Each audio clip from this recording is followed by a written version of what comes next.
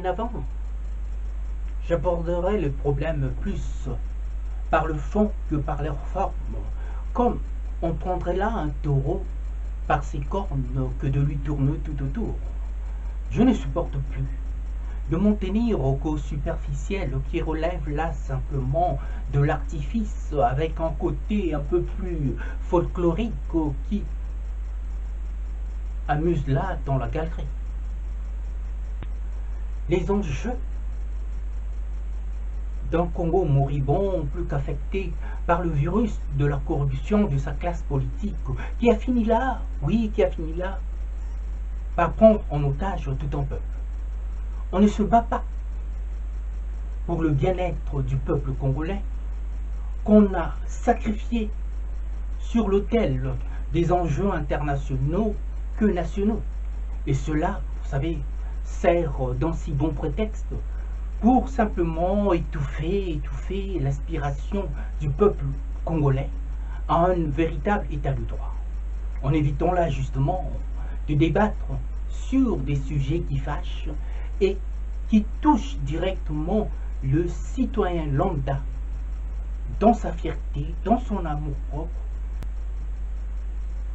et dans la difficulté de boucler ses fins de mois difficiles. La politique étant devenue une pratique mafieuse qui sert à l'expansion de ces criminels attitrés qui du jour au lendemain deviennent des véritables fortunes en vue et qui pèsent lourdement sur notre société au point de tout biaiser sur les valeurs cardinales de la société des nations que représente aujourd'hui l'Organisation des Nations Unies qui tend plus mais vers les Nations désunies. À force de cautionner tout et n'importe quoi. Ma question ici serait celle-ci. Comment peut-on encore, à ce jour, continuer à tisser la toile de notre société sur base de celle qui avait détruit celle d'avant, par des pratiques tant décriées telles que l'asservissement dans son horreur de ce qu'a été l'esclavage, la colonisation, et aujourd'hui par encore un tour de passe-passe qui fait légèrement tache d'huile et qui n'est autre que la dictature. Une idéologie en vogue qui n'est autre que la continuité de ces deux que je viens de citer. Voilà pourquoi je m'insurge tant contre le tour de passe-passe idéologique qui continue à nous maintenir de force dans une servitude éhontée de la dite communauté internationale. Le drame des Congolais est le miroir même de la mauvaise foi de la dite communauté internationale qui s'est accommodée de cette tragédie congolaise en encourageant ce pillage systématique de masse aussi bien organisé par certaines grandes puissances qui trouveront toujours à dire.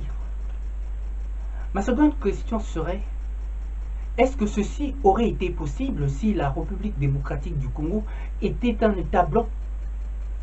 Je crois que la réponse est claire. Tout au moins, je crois qu'il y a dans tout ça une dimension aussi raciale qui cache tant bien que mal ce racisme ambiant, ce racisme sous-jacent qui continue encore à opérer en tissant là sa toile.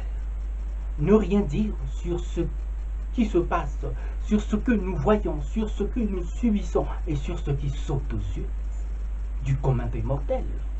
C'est juste faire la part belle à ceux-là. Oui, juste faire part de notre faiblesse, et la faiblesse n'est autre que l'expression même de notre peur, qui donne de quoi nous faire battre par ceux qui ont pris l'habitude de nous battre. Le cas de la République démocratique du Congo est un cas d'école de cette mauvaise foi qui tue là notre humanité et alimente toute théorie déshumanisante envers l'homme noir. Et sur ce plan, j'ai toujours eu largement une longueur d'avance sur tout le monde. On ne peut pas parler d'un blocage tant qu'on n'aborde pas et clairement le sujet de fond, donc de ce qui bloque réellement. On a beau être fin diplomate, mais parfois, vous savez, la diplomatie peut largement induire en erreur en révélant là notre talon d'Achille. Tant que nous n'apprendrions pas à nous tenir un langage de vérité, donc de parler vrai, sur nos supposés malentendus, nous continuerons là, bien malgré nous, à encourager et à façonner ce système mis en place, voilà des siècles, et toujours à notre détriment. Voilà pourquoi je l'ai évoqué en préambule. Il n'est plus question que nous continuions tout le temps à vivre sous cette hypocrisie et cette domination abrutissante qui ronge dans nos cœurs et détruit là tant d'âmes, mais sans le moindre état d'âme. La tragédie congolaise doit faire l'objet d'une séance plénière, d'une séance extraordinaire au sein du Conseil de sécurité des Nations Unies pour préserver l'intangibilité de nos frontières et la sécurité des populations congolaises, pour ne pas dire de peuple congolais, un peuple en danger et en voie de disparition. Les Congolais ne doivent pas être là, prisonniers de ces grandes puissances et encore moins otages de ces multinationales qui concourent à l'appât du gain facile par la multiplication des crises qui leur servent là tout sur un plateau d'argent. Et cela fait le jeu de la dite communauté internationale qui ne nous considère plus comme des humains et encore moins comme des espèces faisant réellement partie de ce bas monde, d'où mon rejet du capitalisme par son côté très libéral, tout en tenant compte de ce qu'avait dit John Locke en son temps, le père du libéralisme anglais, que notre affaire dans ce monde n'est pas de connaître toutes les choses, mais celle qui regarde la conduite de notre vie. Pauvre si seulement ce dernier savait, en son temps, il aurait sans doute pu ajouter ceci, et j'en suis pratiquement sûr, et surtout pas au détriment des autres et aux valeurs que nous défendions ensemble.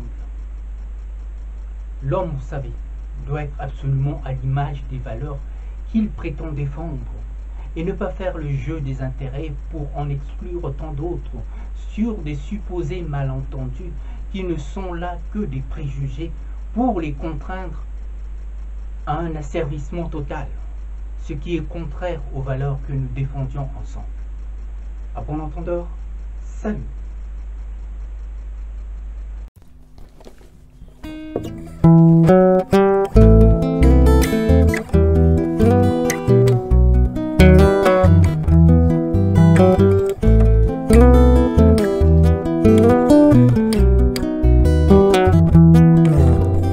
Un jour, tu t'en iras comme une voix qu'emporte le vent, comme une voix qu'emporte le vent, au-delà des mers. Un jour, tu t'en iras comme une voix qu'emporte le vent, comme une voix qu'emporte le vent, au-delà